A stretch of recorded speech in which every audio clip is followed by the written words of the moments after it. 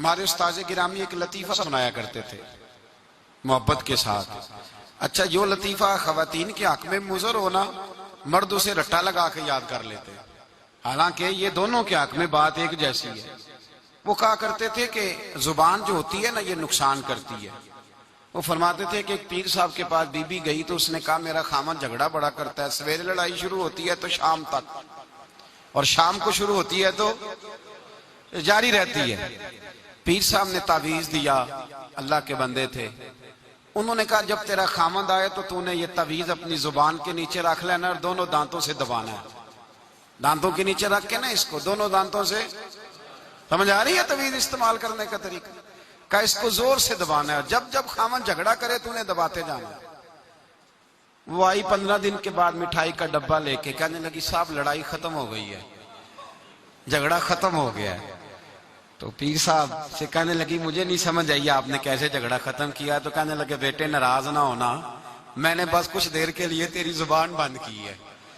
وہ بولتا تھا تو پھر تو بولتی تھی، تو بولتی تھی تو وہ بولتا تھا، تو جھگڑا کیسے، ایک نے چپ کرنا ہے تو بعد میں ختم ہونا ہے نا. تو میں نے ذرا تیری زبان تھوڑی خاموش کی ہے. کچھ بھی نہیں ہوتا، خاموش رہنے والا آدمی کا پلڑا بھاری رہتا ہے، یہ یاد رکھیں. جو چپ کر گیا وہ بچ گیا. من سمت نجا، حضور فرماتے ہیں جو چپ کر گیا وہ نجات پا گیا. جو شور کرے اس کو بھی لتاڑے، اس کو بھی لتاڑے، اس کو بھی لتاڑے. نبی پاک صلی اللہ علیہ وسلم نے فرمایا جو مومن خاموش بیٹھا ہونا اس کے پاس جا کے بیٹھا کرو، وہ تو کوئی حکمت والا شخص ہے، وہ تو کوئی حکمت والا ہے، اس کے پاس جا کے بیٹھو. ارادی رائے نہیں، آوارہ خیالی ہو گئی. پہلے غلط سوچ بنانا پھر بیان کرنا، وہ اس طرح کا ہے، وہ اس طرح کا ہے، وہ اس طرح کا ہے. لگتا ایسے ہے جیسے دنیا میں کوئی اچھا رہا ہی نہیں، سارے برے ہو گئے. لوگ گفتگو چھیڑتے ہیں، کسی کی عزت محفوظ نہیں رہتی. اور پھر یہ زبان ہماری آزاد خیالی، آوارہ خیالی ہمارے لفظوں کی، اس سے جھگڑا بھی پیدا ہوتا ہے، غیبت بھی ہوتی ہے، جھوٹ بھی نکلتا ہے. جو آدمی زیادہ باتیں کرتا ہے وہ لوگوں کے راز بھی بیان کرتا ہے، وہ بہت ساری خطاؤں کا پتلا بن جاتا ہے. اور نبی پاک سید عالم صلی اللہ تعالی علیہ وسلم نے جب اس کو بیان کیا تو حضور نے فرمایا یاد رکھو باتیں زیادہ نہ کرو، سوچ کے بولا کرو، تولا کرو تم کیا کہہ رہے ہو، اپنے لفظوں پر غور کیا کرو. یا رسول اللہ صلی اللہ علیہ وسلم اس کی بھی تاکید ہے. تو میرے نبی پاک صلی اللہ علیہ وسلم نے فرمایا کبھی بولتے بولتے بات کرتے تمہیں پتہ ہی نہیں ہوتا، تمہاری زبان سے ایسا اچھا جملہ نکلتا ہے کہ رب تمہارے اس جملے کی وجہ سے تمہارے لیے جنت کا فیصلہ فرما دیتا ہے. اور حضور نے دوسرا پہلو بھی بیان کیا، فرمایا سوچا کرو، بات کرتے وقت سوچا کرو، غور کیا کرو، خیال کیا کرو. کبھی تمہاری زبان سے ایسا جملہ نکلتا ہے، ایسا فکرہ نکلتا ہے، ایسا فکرہ تمہیں نہیں پتا ہوتا تم کیا کہہ گئے ہو، لیکن اس ایک جملے کی وجہ سے رب تمہارے لیے جہنم کا فیصلہ کر دیتا ہے، جہنم کا. ہم لوگ نا بعض اوقات کسی شخص کے بارے میں ایسا سخت لفظ بول دیتے ہیں، بندہ غریب ہوتا ہے، کبھی مجبور ہوتا ہے، وہ جواب نہیں دے پاتا، اس کے پاس طاقت نہیں ہوتی، وہ ڈرتا ہے. لیکن یہ جو لفظوں کا زخم ہوتا ہے نا، یہ روح پہ زخم لگا جاتا ہے. ساری زندگی بات بھولتی نہیں، ساری زندگی نہیں بھولتی، ساری زندگی. ایک شخص نے مجھے کہا کہ میں بیمار ہو گیا ہوں، فلاں آدمی مجھ سے ناراض ہے، میری صلح کرا دیں، زندگی کا پتہ نہیں. میں نے ان سے گزارش کی، میں نے کہا یار صلح کر لیں. وہ کہہ رہا ہے، کہنے لگے میں آپ کے کہنے پہ صلح کر لیتا ہوں، لیکن جو لفظ اس نے کہے تھے وہ مجھے بھولتے نہیں، وہ جملے میری آنکھوں کے سامنے، اس کو نہیں کہنے چاہیے.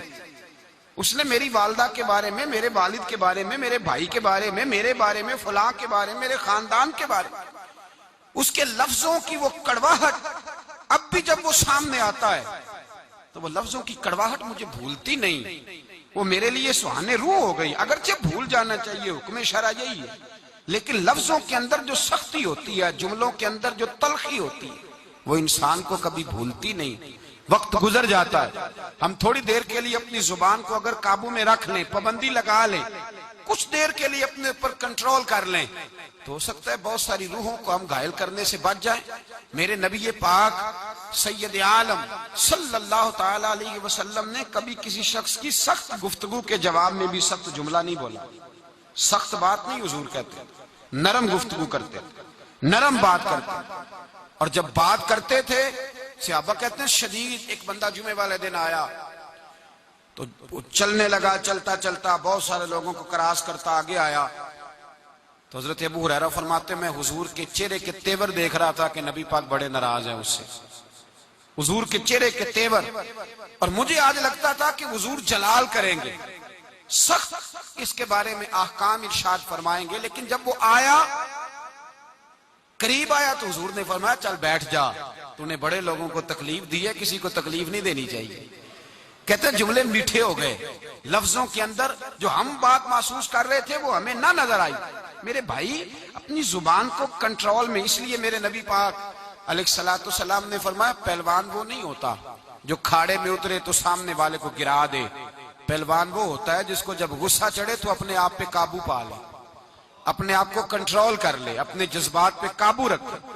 درجنوں لوگ کیس لے کے آتے ہیں شام کو علماء کے پاس، تو آپ کسی عالم سے جا کے پوچھیں کہ صاحب صبح کے 20 اور درجنوں کیس آئے، تو کیا مسئلہ پوچھا لوگوں نے؟ تو مسئلہ یہی ہے کہ میں غصے میں طلاق دے بیٹھا ہوں. قابو ہی نہیں ہے. خاتون بات کرتی ہے تو اتنا سخت جملہ کہہ دیتی ہے، اور خاوند کے پاس پہلے ہتھیار موجود ہے، وہ تو کہتے ہیں مجھے ماں بدولت کوئی چھیڑ دیا ہے، مجھے نواب صاحب کو آپ نے کہہ دیا چلو طلاق طلاق طلاق، فارغ، چھٹی ہو گئی.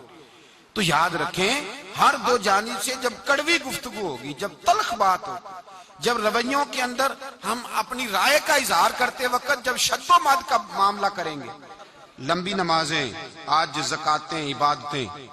میں مسند امام محمد بن حنبل کا حوالہ دینے لگا ہوں. اگر آپ کی زبان ٹھیک نہیں تو ضائع ہو جائے گا سارا کچھ. اگر آپ کی زبان کڑوی ہے، اگر آپ جی میں منہ پہ کہہ دیتا ہوں، کہنے والے تو کہہ ہی دیتے ہیں، سننے والے کمال کرتے ہیں. سننے والے کمال، میں جی میں نے سنائی ہے 4، کمال کی بات کی ہے تو نے. یہ کس قسم کا تیرا انداز ہے گفتگو کا؟